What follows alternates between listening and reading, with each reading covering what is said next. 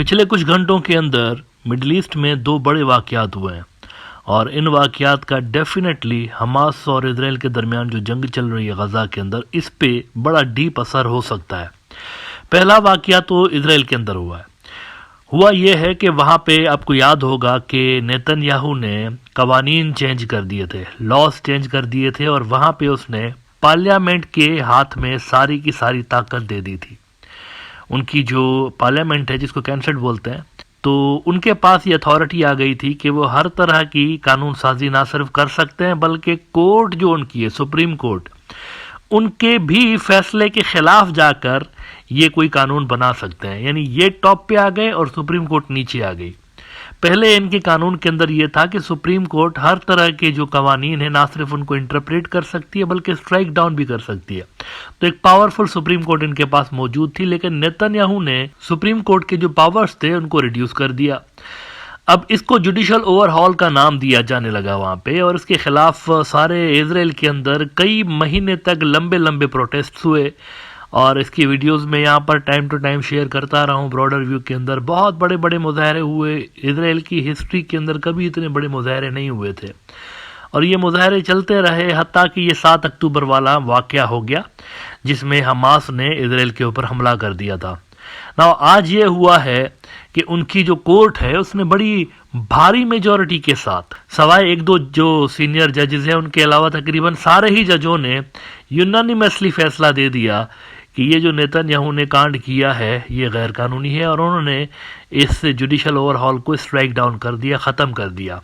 یہ نیتن یاہو کے لیے یقینی طور پر ایک بہت بڑا بلو ہے۔ وہ اسرائیل کی جوڈیشری کو کنٹرول کرنے کی کوشش کر رہا تھا لیکن غالباً اس کے پلان جو ہیں وہ دبردوس ہوئے ہیں، تو یہ ایک اور ان کے لیے سیٹ بیک ہے۔ پہلا سیٹ بیک اس کو 2-3 روز پہلے مل چکا ہے جب انٹرنیشنل کورٹ آف جسٹس میں ساؤتھ افریقہ والے گئے ہیں، اور بہت سارے اور بھی ملک جو ہے وہ اس کیس کو پرسیو کر رہے ہیں، اور نیتن یاہو کو یہ حقیقتاً خطرہ لاحق ہے کہ ایسا نہ ہو کہ میرے اوپر یہ ساری کی ساری سینکشنز لگ جائیں اور اسرائیل کی جو پولیٹیشنز ہیں اور ڈیپ اسٹیٹ جو ہے وہ اسرائیل کو ایز اے کنٹری نکال لیں یہاں سے، اور میرے اوپر اور میرے ہم نواؤں کے اوپر نہ ساری کی ساری سزا آ جائے۔ ایک تو یہ تلوار اس کے اوپر لٹک رہی ہے، دوسرا یہ ہو گیا ہے اپنے ملک کے اندر اس کے سپریم کورٹ نے اس کو 440 ووٹ کا جھٹکا دے دیا ہے۔ الجزیرہ اس پہ رپورٹ کر رہا ہے کہ what's next for Netanyahu after top court ruling against judicial overhaul. After months of protests, the Supreme Court has nullified a law that aimed to curb its powers and give parliament more sway. اب دیکھیں امریکہ اپنا بحری بیڑا یہاں سے لے کر جانے کے لیے الریڈی پر تول رہا ہے۔ انہوں نے اعلان کر رکھا ہے کہ میڈیٹرینین میں انہوں نے اسرائیل کی ہیلپ کے لیے جو ان کا ایئر کرافٹ کیریئر بھیجا تھا وہ واپس جا رہا ہے، یہاں سے وار شپس بھی واپس جائیں گی، اور ادھر سے ملک کے اندر اس کے پاور کے اوپر ایک بہت بڑا حملہ کر دیا سپریم کورٹ نے۔ تو ایسے میں نیتن یاہو نے ایک بڑی اوچھی حرکت کر دی ہے، اور کلیئرلی نظر آ رہا ہے کہ نیتن یاہو کی یہ جو حرکت ہے یہ پاور میں رہنے کی ڈیسپریٹ اٹیمپٹ ہے، اور ایک کلیئر اٹیمپٹ نیتن یاہو نے کی ہے جنگ کو بڑھانے کے حوالے سے۔ امریکنز کی پہلے روز سے لے کر یہ کوشش ہے کہ حزب اللہ اس جنگ کے اندر نہ کودے، کیونکہ حزب اللہ اگر کودتی ہے تو اس سے جنگ کا اسکوپ پورے کے پورے مڈل ایسٹ کے اندر آ سکتا ہے، مطلب باقاعدہ اس جنگ کا یوں سمجھے کہ آغاز ہو جائے گا پورے مڈل ایسٹ میں، اور امریکہ سکن ہو جائے گا اس کے نتیجے میں۔ تو وہ سکن ہونا نہیں چاہتے، انہوں نے کئی مرتبہ ایکسپلینیشنز بھی دی ہوئی ہیں۔ اس دن انہوں نے 10 ہوتھی جو مارے ہیں تو اس کے فوراً بعد جان کربی جو کہ وائٹ ہاؤس کے آفیشل ہیں، اسپوکس پرسن ہے وائٹ ہاؤس کے، انہوں نے کیٹاگوریکلی کہا کہ ہم جو ہے ایسکلیشن نہیں چاہتے، یہ ہم نے سیلف ڈیفینس میں کیا ہوا ہے۔ تو کلیئرلی نظر آ رہا ہے امریکہ خود یہاں پر پھدکنا نہیں چاہتا، وہ اس کو اسرائیل اور حماس کے درمیان رکھنا چاہتے ہیں۔ لیکن آج نیتن یاہو نے حرکت کر دی ہے بہت بڑی۔ آج نیتن یاہو نے یہ کیا ہے کہ سیریا کے اوپر اس نے حملے کیے اور لبنان کے اوپر اس نے حملے کیے، دمشق کے اوپر اور لبنان کے اوپر، بیروت کے اوپر۔ اب بیروت کے اوپر اس نے جو حملہ کیا ہے وہ سگنیفیکنٹ ہے۔ اس کی وجہ یہ ہے کہ اس حملے میں حماس کے پولیٹیکل بیورو کے ڈیپیوٹی جو چیف ہیں وہ شہید ہوئے ہیں۔ صالح العروری جو ہیں وہ حماس کے ڈیپیوٹی چیف ہیں پولیٹیکل بیورو کے۔ یہ میں ڈسٹنکشن یہاں پر آپ کو بتاتا رہا ہوں کہ فرق ہے دونوں کے درمیان۔ ایک تو حماس کی پولیٹیکل ونگ ہے نا جس کا سربراہ اسماعیل ہانیہ ہے، جو کہ قطر، ترکی اور ان ملکوں میں جن کی پریزنس رہتی ہے، آفیسز ہیں ان کی، اور نیگوسیشنز بھی یہ ملک فیسیلیٹیٹ کرتے رہتے ہیں پیس نیگوسیشنز کو۔ تو ایک تو یہ ان کا پولیٹیکل ونگ ہے، ان کا لڑائی سے تعلق نہیں ہوتا، یہ لوگ سیاست کرتے ہیں، ڈپلومیسی کرتے ہیں، اور ان کا جو تعلق ہوتا ہے وہ زیادہ تر اسی حوالے سے ہوتا ہے کہ وہ بات چیت پہ بلیو کرتے ہیں، ڈائیلاگ پہ. لیکن ایک ان کی جو ونگ ہے حماس کی، وہ لڑائی والی بھی ہے، اور وہ غزہ کے اندر ہے، اور اس کو ہیڈ کرتا ہے یحییٰ سنوار. تو انہوں نے جو ٹارگٹ کیا ہے بیروت کے اندر آج ڈرون مار کے غالباً، وہ کیا ہے پولیٹیکل ونگ کے ڈیپیوٹی ہیڈ کو، وہی پولیٹیکل ونگ جو کہ نیگوسیشنز کر رہی تھی مختلف ملکوں کے ساتھ، مختلف لیڈرز کے ساتھ، اس کو انہوں نے ٹارگٹ کیا آج بیروت میں، لبنان میں. تو یہ ایک کلیئر انڈیکیشن نظر آ رہی ہے کہ نیتن یاہو چاہتا ہے کہ اب بس کسی طرح سے حزب اللہ یہاں پر بھی کود پڑے، تاکہ امریکنز کو ٹانگ پکڑ کے ہم یہاں پر روکنے میں کامیاب رہیں، اور امریکنز یہاں سے نہ جائیں.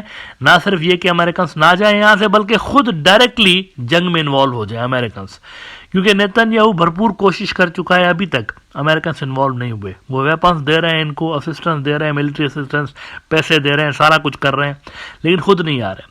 تو نیتن یاہو کا یہ والا جو حملہ ہے کلیئرلی نظر آ رہا ہے کہ اپنے اقتدار کو دوام دینے کے لیے، اس کو مزید آگے کرنے کے لیے، اور امریکنز کو یہاں پر سکن کرنے کے لیے یہ کوشش ہمیں نظر آ رہی ہے. رائٹرز نے آج خبر لگائی کہ Israeli drone kills senior Hamas official in Beirut, security sources سے، اور اس میں وہ کہتے ہیں کہ senior Hamas official Saleh al Arouri was killed on Tuesday night in an Israeli drone strike on Beirut's southern suburb of Zahaya, a stronghold of allied Lebanese militant group Hezbollah, three security sources told Reuters. In response to questions from Reuters, the Israeli military said it does not respond to reports in the foreign media. Confess نہیں کر رہے، لیکن انہوں نے ہی کیا ہے. اب دیکھیں حزب اللہ کے بارے میں یہاں پر میں بات کر چکا ہوں پہلے بھی کہ اگر حماس سے اس وقت وہ 3 مہینے سے لڑ رہے ہیں نا، اور 3 مہینے سے ان کو ملٹری کامیابیاں حاصل نہیں ہو رہی، تو حزب اللہ کو اگر آپ دیکھیں تو اس کو آپ 10 سے یا 50 سے ملٹیپلائی کر دیں، یہ اتنی بڑی فورس ہے حماس کے مقابلے میں. As far as tunnel network is concerned, تو ان کے پاس حماس سے 10 گنا بڑا ٹنل نیٹ ورک ہے، اور ان سے کہیں زیادہ سوفسٹیکیٹڈ قسم کی ٹنلز ہیں ان کے پاس. بلکہ میں آپ کو ٹائمز آف اسرائیل دکھاتا ہوں ابھی 1-2 روز پہلے کا، کہ Hezbollah has built a vast tunnel network far more sophisticated than Hamas's.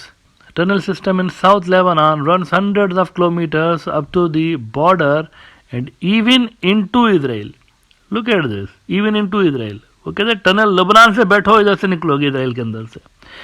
Launchers can fire precision guided missiles from there then disappear, says Talbayri. تو یہ صورتحال ہے وہاں پر. ایک تو ان کی ریگولر آرمی ہے جو کہ انویڈ کر سکتی ہے زمینی لڑائی کے حوالے سے، ایک تو ان کی گوریلا وارفیئر کے حوالے سے بھی ان کے یونٹس ہیں حزب اللہ والوں کے. تو ان کی اگر یہاں پر لڑائی پراپر سٹارٹ ہو جاتی ہے، ایک تو لڑائی ان کی وہ چل رہی ہے نا بارڈر ایریاز کے اندر، شروع سے لے کے جو ان کی حزب اللہ کی لڑائی چل رہی ہے، 100 سے زیادہ حزب اللہ کے فائٹرز شہید ہو چکے ہیں بائی دا وے 7 اکتوبر سے لے کے. ایسا نہیں ہے کہ وہ صرف ٹک ٹک کر رہے ہیں، حزب اللہ بھرپور طریقے سے جنگ میں انوالوڈ ہے، اور انہوں نے زیادہ تر اسرائیل کا جو ملٹری ایسٹس ہے وہ فورس کیا ہے ان کو کہ وہ یہاں پہ ڈپلوائے کریں لیبنان والے بارڈر پر، بجائے غزہ کے بارڈرز پہ ڈپلوائے کرنے کی. یہاں پر انہوں نے کر کے رکھا ہے لیبنان میں ان کے بارڈر کے ساتھ. تو وہ پراپر جنگ کے اندر ہیں آلریڈی، لیکن انہوں نے اب دیکھیے کہ ایک مخصوص علاقے کو ناردرن اسرائیل کو ٹارگٹ کیا ہوا ہے، اس سے بیانڈ وہ نہیں کر رہے. اس کی وجہ 2 ہے. ایک تو حسن نصر اللہ خود بھی ایک بڑے سینئر اسٹیٹس مین ہیں، تو ایک تو ان کو وہاں سے انڈیکیشن نہیں ملی، ہم نے نہیں سنا ابھی تک کہ یحییٰ سنوار نے ان کو کہا ہو کہ آپ کود پڑے، نہیں، وہ ابھی تک خود ہی لڑ رہے ہیں. اور انہوں نے بلکہ کیٹاگوریکلی یہ کہا ہوا ہے کہ we don't need any other force, ہم خود ہی کافی ہیں ان کے لیے. تو خود ہی لڑ رہے ہیں وہاں پہ غزہ کے اندر. اور دوسرا یہ کہ عالمی طاقتیں جو ہیں فی الحال اس جنگ کو بڑھنے کے لیے، امریکہ خود وہ اس کے حق میں نہیں ہے کہ جنگ بڑھے، لیکن یہ جو حملہ ہو گیا ہے بیروت والا، یہ اپیرنٹلی یہی کوشش نظر آ رہی ہے نیتن یاہو کی کہ یہ جنگ ایسکلیٹ ہو، کیونکہ جنگ بڑھے گی تو اس کا اقتدار رہے گا.